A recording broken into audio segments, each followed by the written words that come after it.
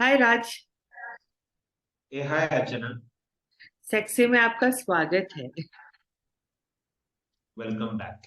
या welcome back. Yes, so Valentine's Day is just around the corner. तो चलो बातें करते हैं। सब लोग रेडी हो रहे हैं वैलेंटाइंस के लिए। गिफ्ट्स प्लानिंग कर रहे हैं, लोकेशन प्लानिंग कर रहे हैं। सो चॉकलेट्स। चॉकलेट्स। चॉकलेट्स, रोजेस एक टॉपिक होता है जो आपने भी आपके काउंसलिंग में देखा होगा कि अब भरोसे की बात है, कि अगर मैं मेरे पार्टनर से कहूँ कि मुझे कॉन्डम यूज करना है and we are consistently dating for a long time. So then अगर मैंने पार्टनर से कहा कि मुझे कॉन्डम यूज करना है और मेरे पार्टनर ने कहा कि क्या तुम्हें मुझ पे भरोसा नहीं है। भरोसा is a big big topic. पता चलता है कि कॉन्डम के बगैर सेक्स किया, एसटीआई हो गया, या I am probably waiting for an HIV test because but my partner said कि और कोई नहीं है मेरे लाइफ में, so without condom sex कर लिया. So how do I convince somebody about this?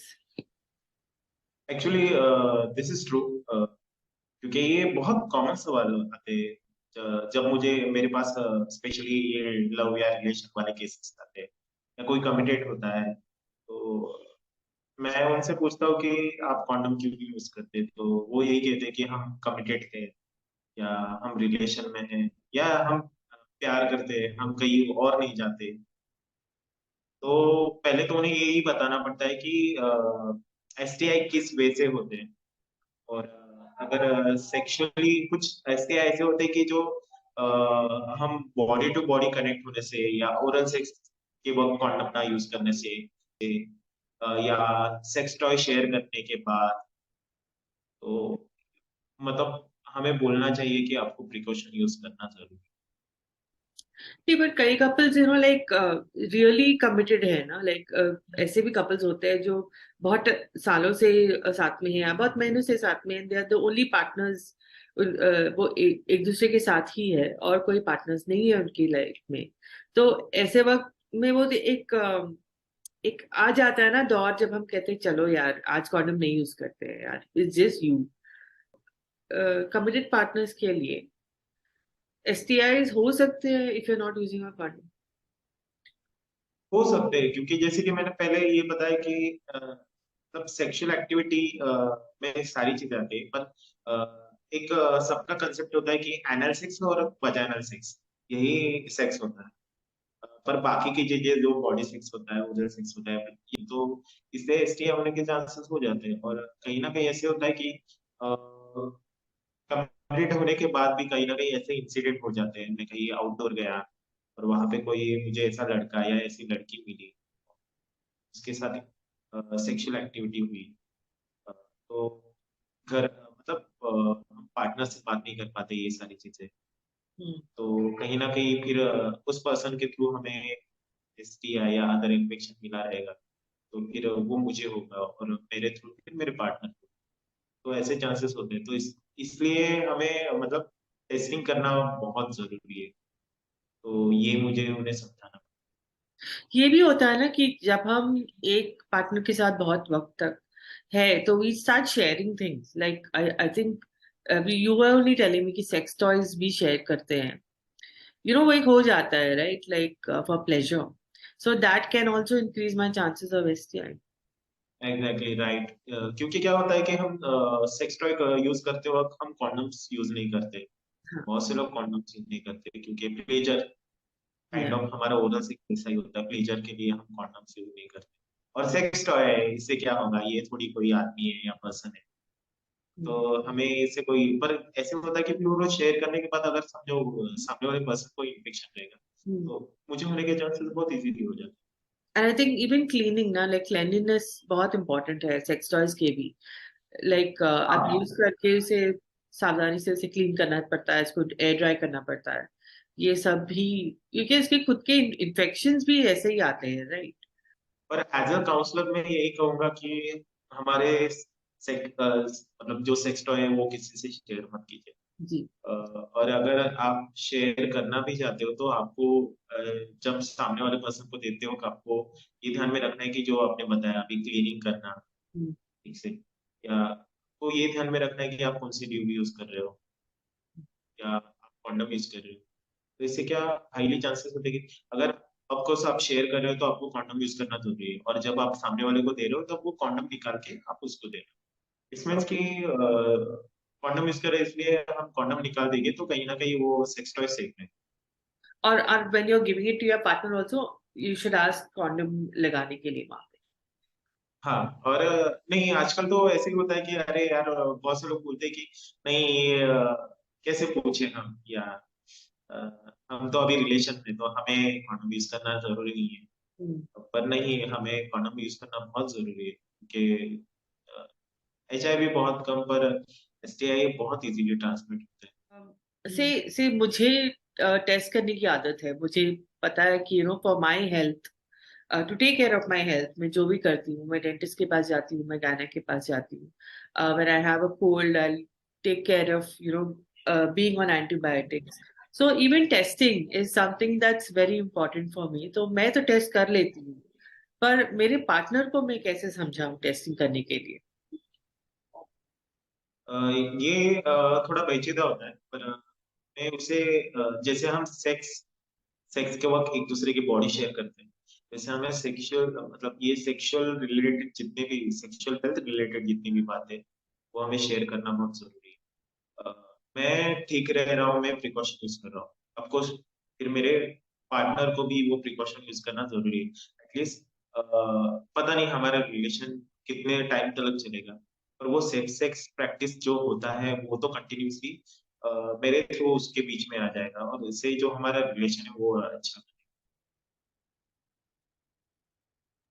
So I think और एक चीज मुझे जानना था, लाइक एक क्यूरियोसिटी है, बट आई हर्ड समवेयर कि लुब्रिकेंट से एसटीआईज के चांसेस कम हो जाते हैं। Is this true?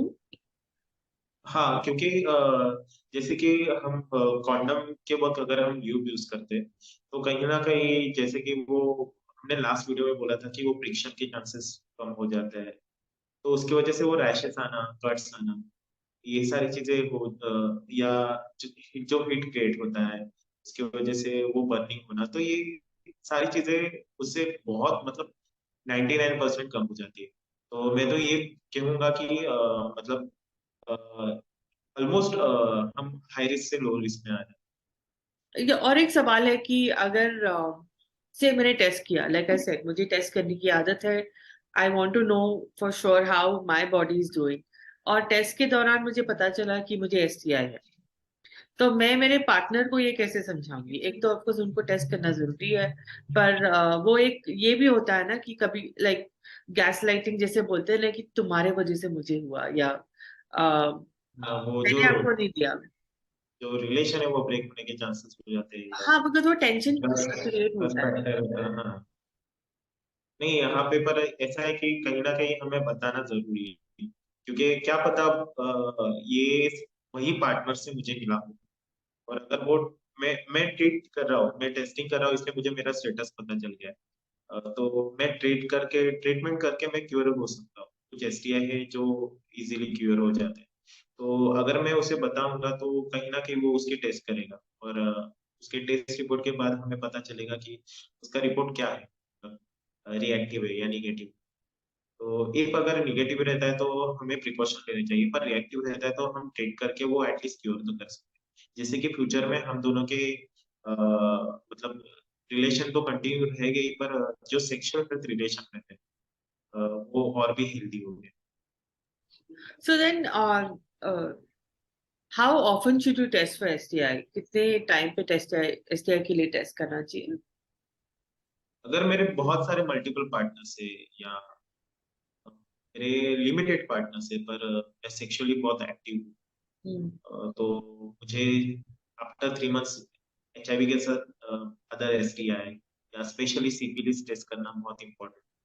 पर ओके। मैं बहुत कम एक्टिव हूँ, मेरा सिंगल पार्टनर है, मैं तो भी मैं सेक्स प्रैक्टिस यूज कर रहा हूँ, पर मुझे 6 मंथ के बाद ये टेस्टिंग करना बहुत इम्पोर्टेंट है। वन तो से 3 to 6 मंथ का ड्यूरेशन रहना चाहिए हम्म। हमारे ओके। टेस्टिंग के। ऑलराइट। और जैसे मैंने कहा कि टेस्ट कराया, पता चला कि मुझे एसटीआई है, but I am with my partner and I of course I want to have sex. तो क्या सावधानी बरतनी चाहिए मुझे? तो जब मुझे पता चलता है कि मुझे एसटीआई है, जब मुझे मेरा स्टेटस पता चल रहा है, तो पहले तो मुझे उसके ट्रीटमेंट पे काम करना चाहिए। अ, और सेकंड चीज मुझे इस पे ध्यान रखना चाहिए कि मुझे मेरे पार्टनर को बताना चाहिए।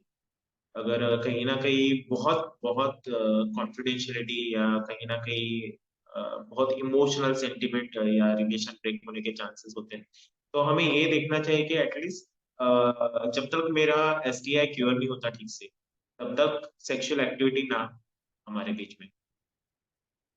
तो ये हमें सारी चीजें की सावधानी बरतनी चाहिए।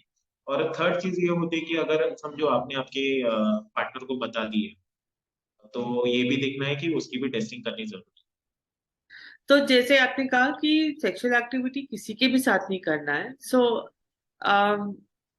Can I still have oral sex? है। नहीं, सेक्सुअल एक्टिविटी में फिर ओरल सेक्स भी आ जाता है ना। Okay, even if I use a condom? Uh, मैं तो यही कहूंगा कि एज अ काउंसलर मैं कहूंगा कि एटलीस्ट आपको जब तक क्योर नहीं होता तब तक आप सेक्सुअल एक्टिविटी कुछ भी मत करो, क्योंकि क्या होता है कि सेक्स में क्या होता है, बॉडी सेक्स भी आता है। तो अगर मैं ओरल सेक्स के वक्त या एनल सेक्स के वक्त या वजाइनल सेक्स के वक्त कॉन्डोम यूज करता हूँ, और मैं ये सोचता हूँ कि चलो मैं इससे मैं प्रोटेक्ट हो जाऊँ, इस सामने वाले को मैं इन्फेक्शन नहीं दे पाऊँ, पर कहीं ना कहीं ये एसटीआई हमारे ऑफकोर्स प्राइवेट पार्ट्स पे होते हैं, बॉडी टू बॉडी रब होने के चांसेस होते हैं सेक्स करते वक्त।